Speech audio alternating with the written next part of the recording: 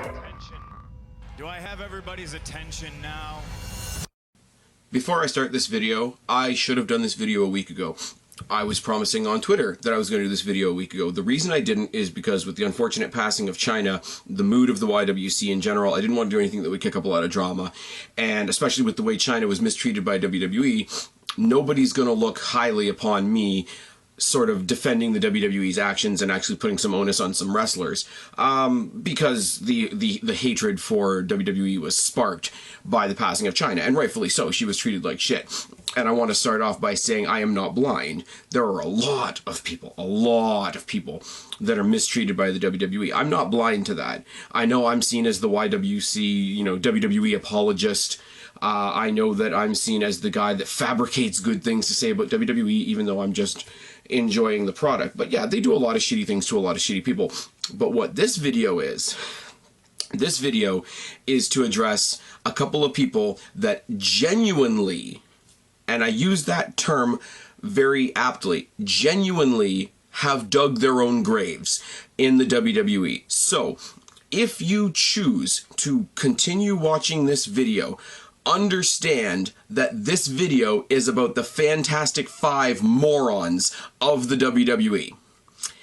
Yeah, this one's gonna make me popular.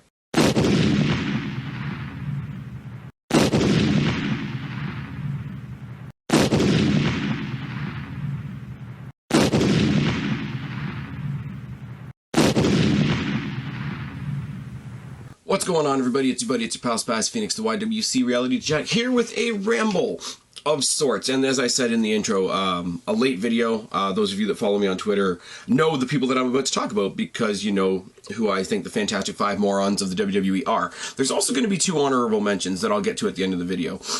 But this is literally, I wanted to do a video because I came up after the Titus O'Neil suspension, and I sort of put the idea out there that WWE, they have a history of being racist, but they're not always racist. Sometimes people genuinely do fuck up and genuinely do need to be disciplined. And of course I got backlash from that. Of course I did. And that's cool. I know when I do videos like this, I'm going to get backlash. So let me say, with my whole heart, if you think I'm a moron in this video, if you disagree, if you think I'm drinking the Kool-Aid, if you XYZ, put it down in the box below. Be respectful as much as you can. If you think I'm a bloody moron, try to find a nice way to say it. Try to give me a counterpoint. You can come at me with whatever you want as long as you give me a counterpoint, and I think that's fair. If you listen to what I say and you literally just say, Spaz, you're a moron, I'm kind of gonna roll my eyes at my comment, at your comment, aren't I? Now, as I said in the introduction, these are five guys who I believe fully have either put one foot out the door or are dangerously close to it, and it really is their own fault. Sorry, I'm a little bit tired. Just got back from seeing The Jungle Book, downtown Toronto. Go see it. It's a good movie. It's, don't know what the fuck that is. It's very, very dusty down here. Very, very dusty. I feel like I was just in a boiler room brawl with Mankind from like 20 years ago. That's why the sinuses are the way they are. Somebody asked me if I had allergies or a drug addiction a while ago in the comment section, which is fucking wonderful. I love you guys. All of you. Even the ones that disagree with me, even the ones that are going to put down in the box below that I'm a moron. Yeah, some people in WWE really do write their own check to get out of there, write their own get out of WWE free card, do they not? So I'm going to hit you with five names. I'm going to hit you, you know one of them, because I've already done a video on one of them. But those five names are Connor of the Ascension, Adam Rose, Damian Sandow, Ryback, and indeed Titus O'Neil. And two legends are going to get honorable mention at the end of this video, as I say. But they're not really digging their own grave because their legacies are already set. So that's in a different category. So it didn't become the sensational seven morons. It's still the Fantastic Five, because the other two that I'm going to mention later on can laugh all the way to the bank tomorrow if they walk out of the company. But let's start with Connor and Adam Rose. Both are suspended. Both are on their second wellness policy violation, which is WWE's sort of polite way of saying they're still on drugs. Now, not much is known about the Connor thing. That's kind of gone off quietly, which is smart. Really dangerous to do with the amount of exposure Ascension was getting anyway. Ascension is one of those guys that I guess you could say haven't been treated the best in WWE. I will give you that. I like the Ascension. The way they were sort of exaggerated when they came to the main roster wasn't a very good thing. But I like, excuse me, I like them. Their gimmick is okay. In the ring, they're okay. They're a good average. Oh shit, full of pop today. Holy Christ. But the Ascension is okay. What really does it for me is that this is the second violation, and you know, you're a team that's not getting very much exposure. Theoretically, you gotta want more. So 2 drug violations, and this thing with it being a tag team as well, the one that really loses out in this scenario is Victor, because Connor not being on TV, they're not going to give Victor a solo push. As much as I joked around in a video a couple of days ago about Victor taking Adam Rose's place in the Social Outcasts, I don't think that's happening. Not that I don't think he could take it. I think he's decent enough in the ring that they could try throwing him in there, give him a U.S. title shot or something like that to see what he can do, sort of a throw him in the water and see if he could swim type thing. But they haven't done that, which means Connor's crimes are being visited on Connor and his tag team partner, which is a really, really shit scenario. You see the results of what he's done by the fact that they're suspended. They're not on TV. They didn't go anywhere in the tag team tournament, etc., etc., etc. I'm sorry, but with the drug things, and it's like I said with Rey Mysterio a while ago, you got nobody to blame but yourself. It's not like back in the day where you had the guy in the locker room with the trunk. Hey guys, hey guys, hey guys, Vince suggested you try these. It's not. You can do other things. There have been well-known, like, okay, not just CM Punk, but there have been avid people outspoken against the use of drugs, against the use of performance-enhancing whatever. And yeah, sure, say I'm drinking the WWE's Kool-Aid if you want, but they would be shooting themselves in the foot with their PG product that we hate, with their family-friendly product, which we hate. They would be going against their own thing if they did that, because right now all their money is being made actually not on roided up guys, but a lot smaller guys like Sami Zayn, Daniel Bryan before he got injured, CM Punk before he left, Neville, you know, who else can I say? Somebody like Eric Young, who just got signed, Austin Aries, who recently debuted. They're not gonna, I don't see the push being there. If it's steroids, if it's pot, if they're abusing painkillers or whatever, then if you're legitimately hurt, get it dealt with. And if you're just abusing them for the sake of abusing them, then you're a moron. And you sort of tied your own rope. Sorry about that. Adam Rose takes it a step farther. He's got a second drug violation as well. Now, where I say the Ascension, Connor from the Ascension is dumb to do something like this because his career isn't really going anywhere. Adam Rose is dumb for the opposite reason, because he's getting with the other 3 members of the Social Outcasts. No, it's not a main event stable, but they're getting a good little comedy gimmick up off the ground, which is getting them TV time multiple times a week, and that is getting them exposure. Yeah, they're goofballs, and yeah, they're getting squashed, but they're getting 4 guys with decent in-ring talent are getting a lot of chance to shine, and in some cases with very exciting opponents. So while Connor was not getting any exposure, and so he's dumb to risk even more, Adam Rose is getting some exposure, and he's dumb to risk that. Not only that, but he went on a tirade. He went on an interview on some dirt sheet or whatever. I don't have the specifics because, like I say, I've collected this over the past 2 weeks or so. Basically with a claim that the drugs that he was on were prescribed by a doctor, rah. WWE is mistreating him. He's going to prove his innocence, and they're wrong in their assertions and whatever. Now, 2 problems with this. First of all, if it was something you were prescribed, the WWE wouldn't have nailed you not once but twice with a wellness policy violation. I mean, I'm pretty sure their medical staff are the ones prescribing you the drugs. They're not going to be prescribing you stuff that's going to push you off television. The other thing, and this is where I say, like, okay, outside of the drug use, which is dumb, you are a moron. If you are being wronged by the WWE, and it's legitimate, and you have the evidence to prove it, you can take them down, you can debate it, you can take an action against them and get the decision reversed, whatever.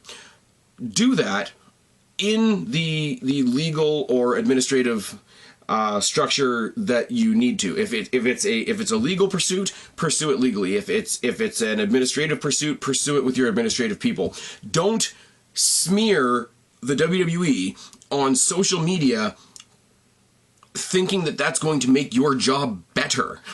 And I'm not saying that because he doesn't have the right to say what he thinks, and I'm not saying that because somebody should keep all WWE secrets. I'm saying be logical. You do this, how the hell do you think you're getting back on TV? And like I said at the beginning of this video, this is not a video about right and wrong. This is just look at the world you live in and make smart decisions. WWE's PG, so you might not want to do drugs. WWE is under the microscope and family friendly and deals with all the charities and all the schools with children and parents and all the soccer moms that love to bitch about anything. So don't do drugs. Don't do drugs. It's a thing. And if you think you've been falsely accused of the drug thing, pursue it appropriately. Don't pursue it in the court of public opinion, because even if you're right, WWE is going to fuck with you. That's reality. That is reality. Don't be a moron, and especially don't be a moron and then wonder why you're not pushed when you get back. Don't wonder why you're the Genetti of the social outcasts, which is kind of like saying you're the most Genetti of all the Genettis, but that's another story altogether. Don't be surprised if this guy comes back and he's more of a jobber than he was before. Don't be surprised that they make him a joke on television, and if they do give him TV time, he will be destroyed. They will bring back Hornswoggle, and he will job to Hornswoggle, and he will deserve it.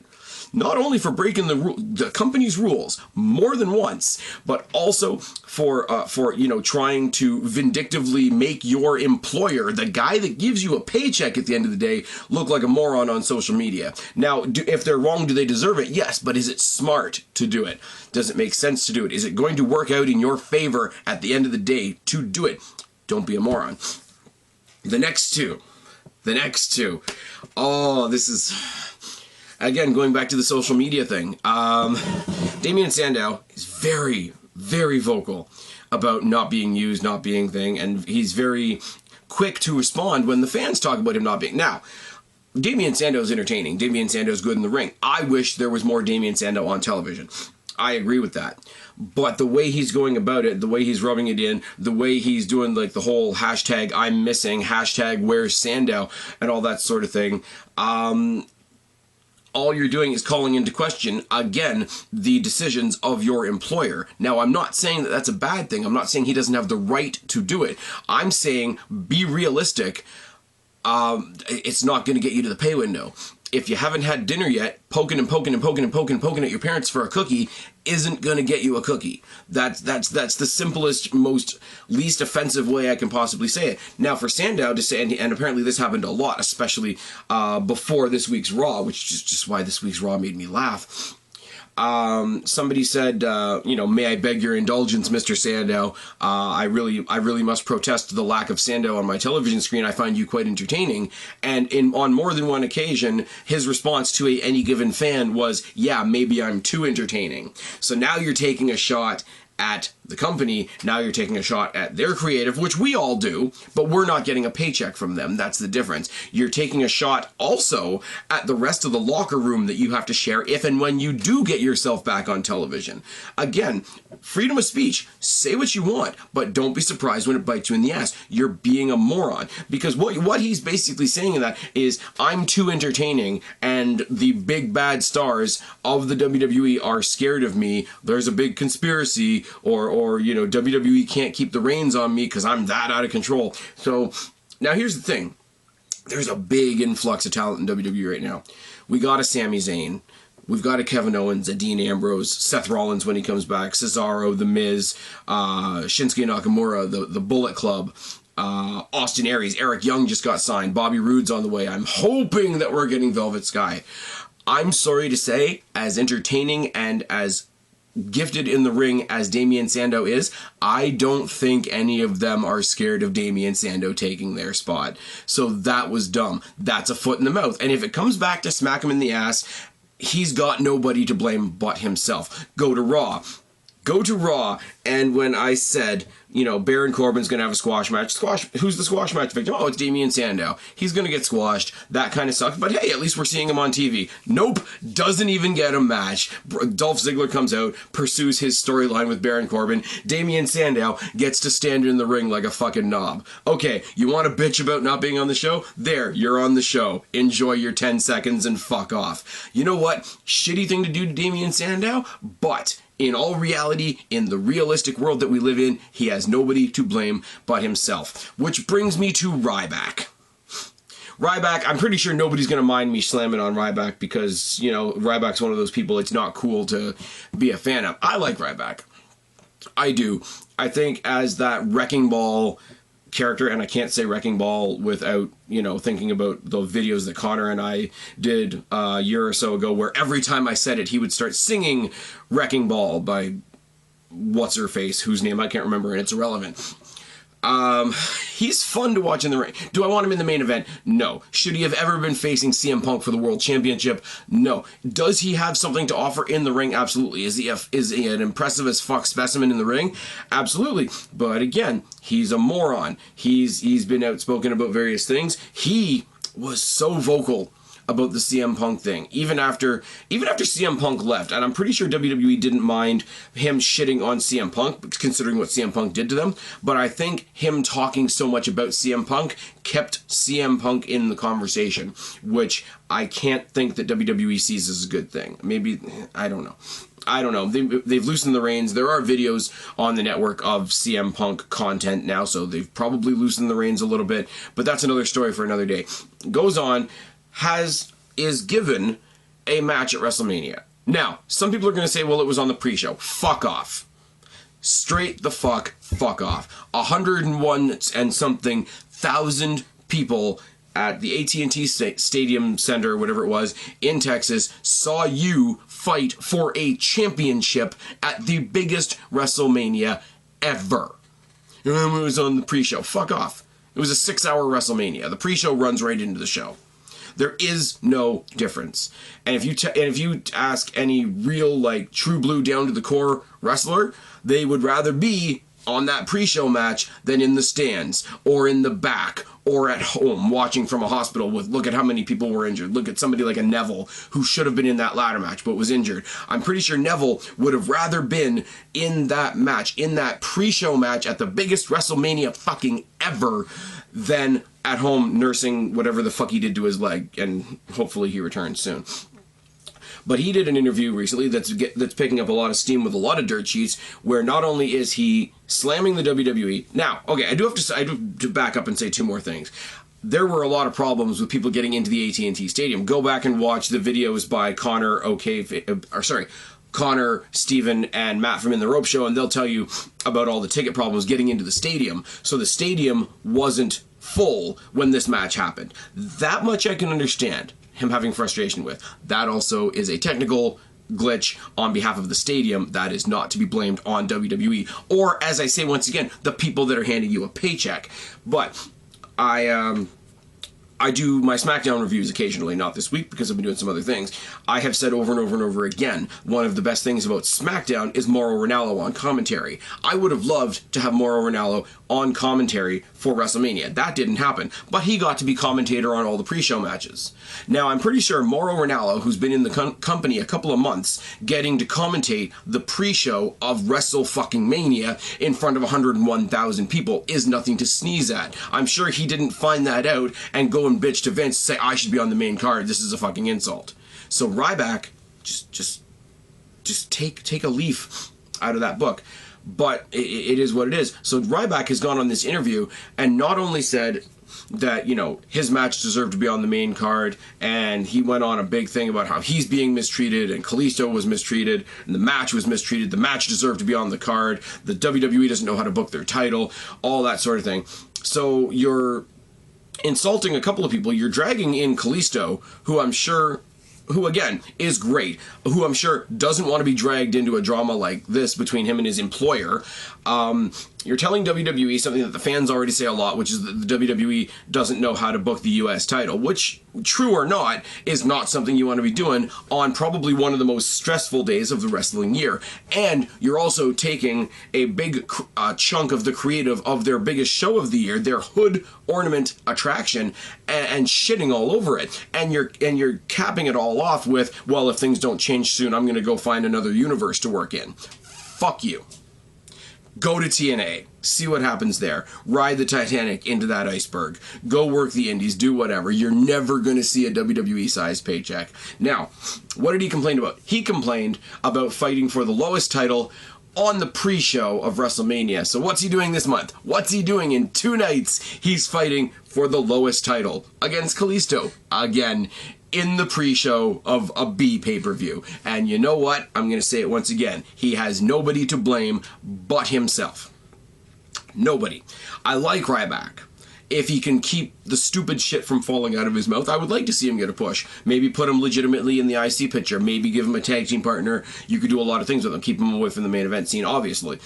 But if he's going to keep running his mouth and they keep throwing him down the peg, I can't fault WWE for this. And as I said, this video is going to make me sound like I'm defending the WWE. I'm not. They're taking appropriate disciplinary actions for guys that are being disrespectful as fuck to the, and I have to say this one more time, to the guys that are handing them a paycheck, to the guys that are paying for their house and feeding their kids and supporting their wives and whatever else, that are buying their hookers, buying their blow, whatever the case may be.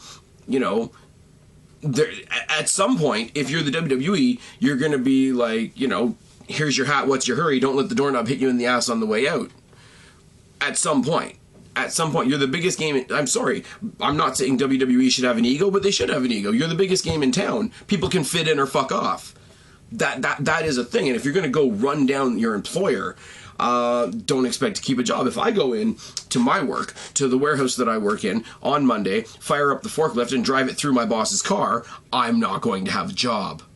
Just saying. Titus O'Neil, oh, the big victim of racism, Titus O'Neil. Now, I want you to notice, because Titus is such a victim of racism, that he is the only guy in this list that I'm going to talk about, including the 2 honorable mentions, that isn't white. So 1 out of 7. Please, please, please. I am legitimately begging you to show me the racism.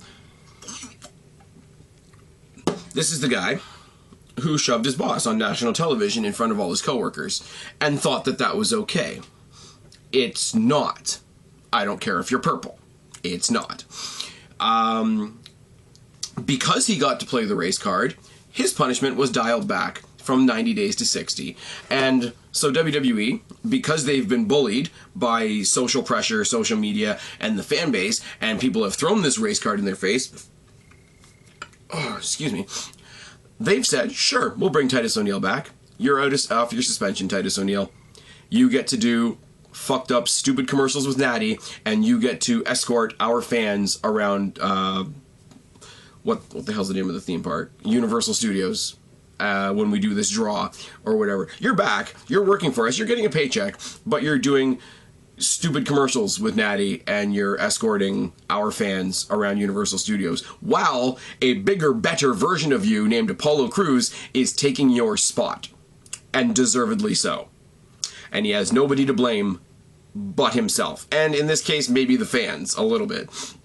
Now, honorable mention, because they're not going to get fucked over by the company. They're already legends. They just are.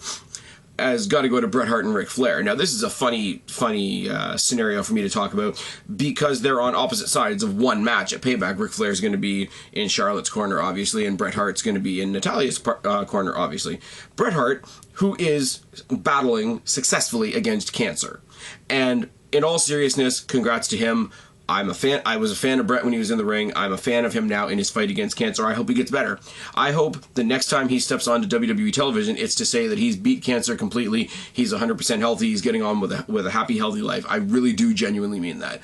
But Bret Hart shoots his mouth off a lot, doesn't he? You know, the end of the era Hell in the Cell match is a 4 out of 10 match. He went online recently saying that he has seen absolutely no genius from Triple H. in the direction of WWE. Now, he's entitled to that opinion. He absolutely is entitled to that opinion, but be careful how much weight your comments carry, because you are a big star. You are a legend. People are going to listen to you, so the WWE has to listen to what you're saying. So please be aware of how your words and actions, even though they may be your true opinion that you are entitled to, are going to affect your niece. Be aware of how it could potentially affect your niece's career when you go out on an interview this week with Payback like 5 days away and say, I don't give a shit about being there. My hand hurts. I don't want to be there at all. I don't give a fuck about being at Payback. I'm only doing it because my niece is involved. Now, again, he's entitled to that. He's going through a wicked fight with cancer. I can't imagine that. And genuinely, on the serious, genuine part of my heart, I cannot imagine the whole battle with cancer thing. I just can't. I will never claim that I have any knowledge of what that's like.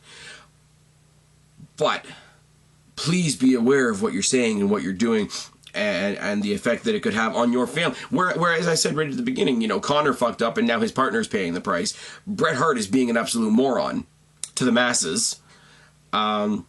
He kind of sounds like he's going crazy in his old age, which I hate to say, and it's going to end up fucking over Natalya, who's another one, like Connor, like Adam Rose, like Damian Sandow, who isn't getting the best exposure in WWE already. She needs all the help she can get.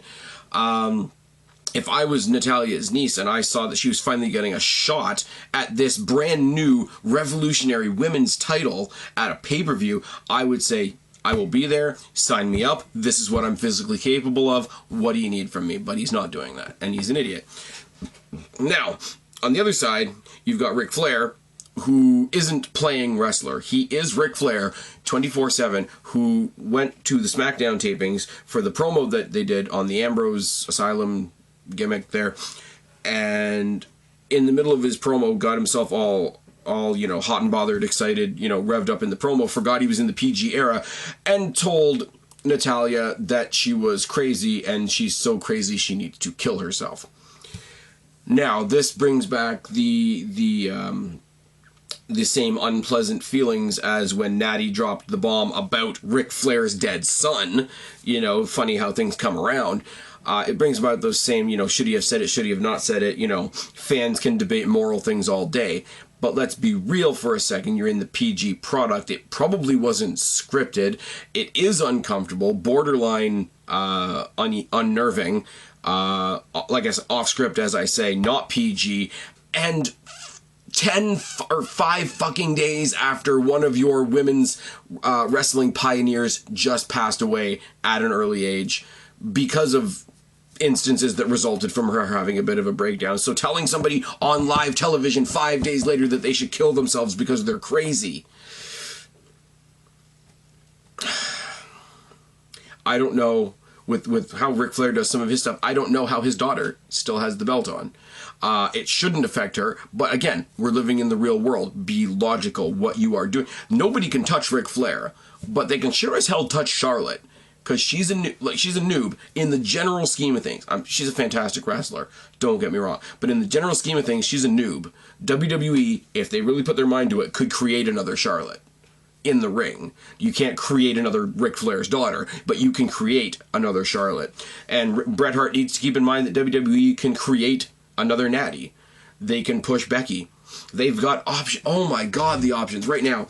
The good and the bad of the Divas Revolution right now is, A, everybody's fought, everybody's got a spot, but B, it's not like when AJ was around and all you had was AJ and the Bellas. So AJ and the Bellas got all the TV time because there was nobody else. If WWE feels like dropping Charlotte, if they feel like dropping Natty, they've got Becky, they've got Paige, they've got Sasha, they've got Alicia. Unfortunately, they've got Naomi. They've got Tamina. They've got Alicia Fox. Down in NXT, they've got Asuka, Alexa Bliss, Hot Heel Emma, Nia Jax, if they want to piss me off, Eva Marie if they want to piss the fans off.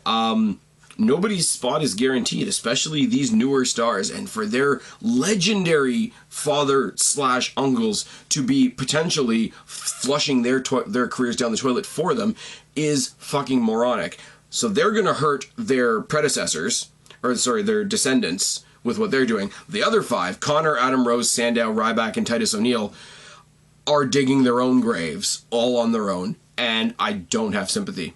I just don't, because they're doing it to themselves. And you can't ride the wave of, well, I can think of this wrestler and this wrestler and this wrestler that were horribly mistreated and never did anything wrong, because I'm not going to argue with any of those. I'm not. Some people have been incredibly mistreated by the WWE. Doesn't take away the fact that some people on the Doomy clipboard of doom are really, and I'm going to overuse the expression, I'm going to say it one more time. As far as the WWE is concerned, they're digging their own graves. I'm sure people are going to love this video. I'm sure I'm going to get a lot of feedback in the comment section, and all of you all of you guys, right now, the comment section's right down there, in my crotch. I know all you guys are loving me right now, so bring it on. As I said, if you think I'm an idiot, just make sure you can tell me why. And till next week, which will be Monday Night Raw after Payback, where we're going to see a lot of cool, new, and fun and different things. I don't know what else to say.